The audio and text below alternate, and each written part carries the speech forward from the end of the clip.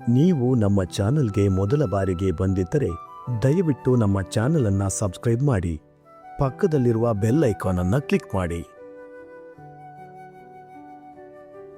ಸದ್ಗುರು ಅವರಿಗೆ ಕೇಳಿದ ಪ್ರಶ್ನೆ: ಕಷ್ಟಕರ ಸಂಬಂಧಗಳು ಇದ್ದಾಗ ಒಬ್ಬರು ಮತ್ತೊಬ್ಬರನ್ನ ಅವಾಯ್ಡ್ ಮಾಡಲು ಸಾಧ್ಯ ಆಗದೇ ಇರುವಾಗ, ಅದು ಬಾಸ್ ಆಗಿರಲಿ ಹೆಂಡತಿಯಾಗಿರಲಿ, ಹಲವು ಬಾರಿ ನಾನು ನನ್ನ ಮೇಲಿನ ನಿಯಂತ್ರಣವನ್ನು ಕಳೆದುಕೊಳ್ಳುತ್ತೇನೆ. ಹಲವು ಸಾರಿ ಎಲ್ಲವೂ ನನ್ನ ವಿರುದ್ಧ ಹೋಗುತ್ತಿದೆ, ಪರಿಸ್ಥಿತಿ ನನ್ನ ವಿರುದ್ಧ ಸಂಚು ಮಾಡುತ್ತಿದೆ ಎಂದು ಅನ್ನಿಸಲು ಶುರುವಾಗುತ್ತದೆ. ಇದನ್ನು ನಾನೇ ನಿರ್ವಹಿಸಬಹುದಾ ಅಥವಾ ಬೇರೆಯವರನ್ನು ದೂಡುವುದು ಸರಿನಾ? ಜೀವನವನ್ನು ಸಕಾರಾತ್ಮಕತೆ ಕಡೆಗೆ ಕೊಂಡೊಯ್ಯುವುದು ಹೇಗೆ? ಇದಕ್ಕೆ ನಿಮ್ಮ ಸಲಹೆ ಏನು? ಈ ಪ್ರಶ್ನೆಗೆ ಸದ್ಗುರು ಅವರ ಉತ್ತರ ಹೀಗಿತ್ತು: ಇದರಲ್ಲಿ ಇರುವ ಒಂದು ವಿಷಯ ಏನೆಂದರೆ, ಇಬ್ಬರಲ್ಲಿ ಒಬ್ಬರನ್ನು ಹ್ಯಾಂಡಲ್ ಮಾಡಬೇಕು, ಹೆಂಡತಿ ಅಥವಾ ಬಾಸ್.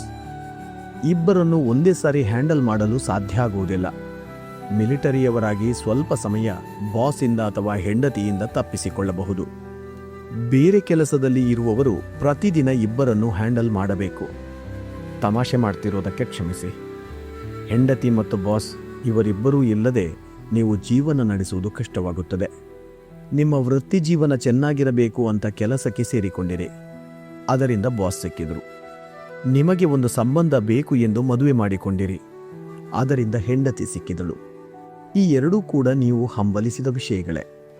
ನೀವು ಹಂಬಲಿಸಿದ ವಿಷಯಗಳೇ ನಿಮಗೆ ನಡೆದರೂ ಸಹ ಕಷ್ಟಪಡುತ್ತೀರಿ. ನೀವು ಗಮನಿಸಬೇಕು, ಇದು ಹೆಂಡತಿ ಬಗ್ಗೆ ಅಥವಾ ಬಾಸ್ ಬಗ್ಗೆ ಅಲ್ಲ, ಇದು ನಿಮ್ಮ ಬಗ್ಗೆ. ಈಗ ಮನುಷ್ಯರ ಸ್ಥಿತಿ ಹೇಗಾಗಿದೆ ಎಂದರೆ, ನೀವು ಅವರನ್ನು ಎಲ್ಲೇ ಇಟ್ಟರೂ ಕಷ್ಟಪಟ್ಟು ನರಳುತ್ತಾರೆ.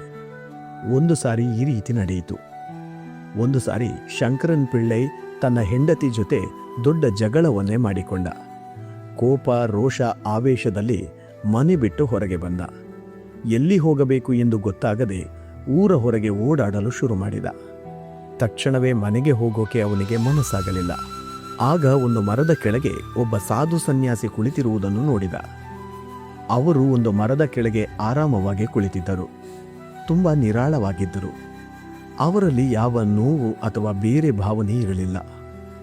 ಅವರ ಬಳಿ ಹೋಗಿ ಈತ ಹೇಳಿದ: ಸಾಧು ಮಹಾರಾಜ್, ನನ್ನ ಹೆಂಡತಿ ತುಂಬ ಕಷ್ಟ ಕೊಡ್ತಾ ಇದ್ದಾಳೆ, ಯಾವುದಾದರೂ ಸುಲಭವಾದ ಉಪಾಯ ಇದ್ದರೆ ಹೇಳಿ ಎಂದು ಕೇಳುತ್ತಾನೆ. ಆಗ ಆತನನ್ನೇ ಕೆಕ್ಕರಿಸಿ ದೃಷ್ಟಿಸಿದ ಸಾಧು, ದಡ್ಡ, ಸುಲಭವಾದ ಉಪಾಯ ಇದ್ದಿದ್ದರೆ ನಾನ್ಯಾಕೆ ಈ ರೀತಿ ಸನ್ಯಾಸಿಯಾಗಿ ಮರದ ಕೆಳಗೆ ಕುಳಿತಿರುತ್ತಿದ್ದೆ ಎಂದು ಹೇಳುತ್ತಾರೆ. ಹಾಗಾಗಿ ನೋಡಿ, ನಾವು ಹೇಳೋದು ಹೀಗೆ: ಜೀವನ ಅಂದರೆ ನೀವು ಚೆಂಡುಗಳನ್ನು ಜಗಲ್ ಮಾಡಿದ ಹಾಗೆ. ನೀವು ಒಬ್ಬರೇ ಇದ್ದರೆ ತುಂಬ ಸುಲಭ, ಒಂದೇ ಚೆಂಡು. ಇಬ್ಬರಾದರೆ 2 ಚೆಂಡುಗಳು ಇರುತ್ತವೆ, ಅದು ಸ್ವಲ್ಪ ಕಷ್ಟ. ಅದರ ಕಡೆಗೆ ನೀವು ಸ್ವಲ್ಪ ಗಮನ ಕೊಡಬೇಕು. 4 ಜನ ಅಂದರೆ 4 ಚೆಂಡುಗಳು. ನಿಮ್ಮ ಕೈಯಲ್ಲಿ ಎಷ್ಟು ಜಗಲ್ ಮಾಡೋದಕ್ಕೆ ಎಷ್ಟು ಸಾಧ್ಯನೋ ಅಷ್ಟು ಚೆಂಡುಗಳನ್ನು ನೀವು ತೆಗೆದುಕೊಳ್ಳಬೇಕು. ನೀವು ಮಾಡುವ ಕೆಲಸಗಳನ್ನು ಮಾತ್ರ ನೀವು ವರ್ಧಿಸಿ. ನಿಮ್ಮನ್ನು ನೀವು ವರ್ಧಿಸಿಕೊಳ್ಳದೇ ಇದ್ದರೆ ಕೆಲಸ ನಿಮಗೆ ಕಷ್ಟ ಎಂದು ಅನ್ನಿಸಲು ಶುರುವಾಗುತ್ತದೆ. ನಮ್ಮ ಭಾರತದ ಒಬ್ಬ ದೊಡ್ಡ ಉದ್ಯಮಿ, ಒಂದು ದೊಡ್ಡ ಕಂಪನಿಯ CEO ಒಮ್ಮೆ ನನ್ನ ಬಳಿ ಬಂದರು. ಅವರ ಒಳಗೆ ಬಹಳ ತೊಳಲಾಟ ಇತ್ತು. ನನ್ನ ಬಳಿ ಬಂದು, ಸದ್ಗುರು, ನನ್ನ ಕೈಲಿ ಆಗಲ್ಲ, ತುಂಬ ಒತ್ತಡ ಹಾಕ್ತಾ ಇದ್ದಾರೆ ಅಂದರು. ಆಗ ನಾನು, ನಿಮ್ಮ ಕೆಲಸ ಹೋಗಲಿ ಎಂದೆ. ಅದಕ್ಕೆ ಅವರು, ಏನಿದು ಸದ್ಗುರು ಹೀಗೆ ಹೇಳ್ತಾ ಇದ್ದೀರಿ ಅಂದರು.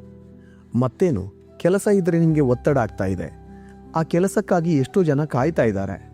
ಕೆಲಸ ಇಲ್ಲ ಅಂದರೆ ನೀವು ಆರಾಮವಾಗಿ ಬೀಚ್ನಲ್ಲಿ ಓಡಾಡಿಕೊಂಡು ಇರಬಹುದು ಅಲ್ವೇ ಎಂದು ಹೇಳಿದಾಗ ಅವರು, ಇಲ್ಲ ಸದ್ಗುರು, ಹಾಗೆಲ್ಲ ಹೇಳಬೇಡಿ ಎಂದರು.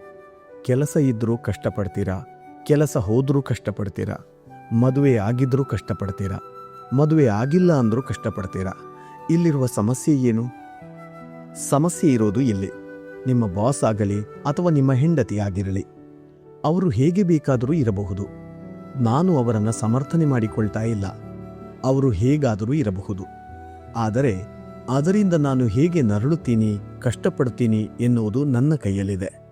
ಈ ಪ್ರಪಂಚ ನಿಮ್ಮ ಕಡೆಗೆ ಏನನ್ನು ಬೇಕಾದರೂ ಎಸೆಯಬಹುದು, ಅದು ನಿಮ್ಮ ಕೈಯಲ್ಲಿಲ್ಲ.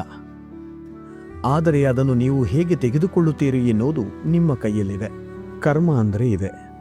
ನನ್ನ ಜೀವನ ನನ್ನ ಕರ್ಮ ಎಂದು ಹೇಳಿದಾಗ ಹೆಂಡತಿ ಒಂದು ರೀತಿ, ಬಾಸ್ ಒಂದು ರೀತಿ, ಪ್ರಪಂಚ ಒಂದು ರೀತಿ. ಎಲ್ಲ ರೀತಿಯ ತೊಂದರೆಗಳು ಆಗುತ್ತವೆ. ಆದರೆ ಇದನ್ನು ನನಗೇ ಬೇಕಾದ ಹಾಗೆ ಇಟ್ಟುಕೊಳ್ಳುತ್ತೇನೆ. ಪ್ರತಿದಿನ ನೀವು ಬೇರೆ ಬೇರೆ ರೀತಿಯ ಶತ್ರುಗಳನ್ನು ಎದುರಿಸುತ್ತೀರಿ. ಜನರು ಮತ್ತು ಈ ಪ್ರಪಂಚ ನಿಮಗೆ ಏನು ಮಾಡುತ್ತದೆ? ಅದು ಇರೋದು ಹಾಗೆಯೇ. ನಿಮಗೆ ನೀವು ಏನು ಮಾಡಿಕೊಳ್ಳುತ್ತೀರಿ ಅದು ನಿಮ್ಮ ಕೈಯಲ್ಲೇ ಇರುತ್ತದೆ. ಅದು ನಿಮ್ಮ ಕರ್ಮ. ಅದೇ ಇದರ ಅರ್ಥ. ನನ್ನ ಜೀವನ ನನ್ನ ಕರ್ಮ ಅಂದರೆ ನಾನು ಜೀವಿಸುತ್ತಿರುವ ಬದುಕು 100% ನನ್ನ ಆಯ್ಕೆ, ಬೇರೆಯವರದ್ದಲ್ಲ. ಬೇರೆಯವರು ನಾನು ಇರೋದನ್ನು ನಿರ್ಧರಿಸುವುದಕ್ಕೆ ಆಗಲ್ಲ. ಅದನ್ನು ನಿರ್ಧಾರ ಮಾಡುವುದು ನಾನು. ನೀವು ಈಗ ಇರೋ ರೀತಿಯನ್ನು ನಿರ್ಧಾರ ಮಾಡಿದರೆ ನಿಮ್ಮನ್ನು ನೀವು ಸಂತೋಷವಾಗಿ ಇಡ್ತೀರಾ ಅಥವಾ ನರಳಾಟದಲ್ಲ? ಈ ಪ್ರಶ್ನೆಗೆ ನೀವೆಲ್ಲರೂ ಉತ್ತರ ನೀಡಬೇಕು. ಇಂತಹ ಮತ್ತಷ್ಟು ವಿಡಿಯೋಗಳಿಗಾಗಿ ನಮ್ಮ ಆಧ್ಯಾತ್ಮ ಕನ್ನಡ ಚಾನಲನ್ನು ಸಬ್ಸ್ಕ್ರೈಬ್ ಮಾಡಿ. ಪಕ್ಕದಲ್ಲಿರುವ ಬೆಲ್ ಐಕಾನ್ ಅನ್ನು ಕ್ಲಿಕ್ ಮಾಡಿ.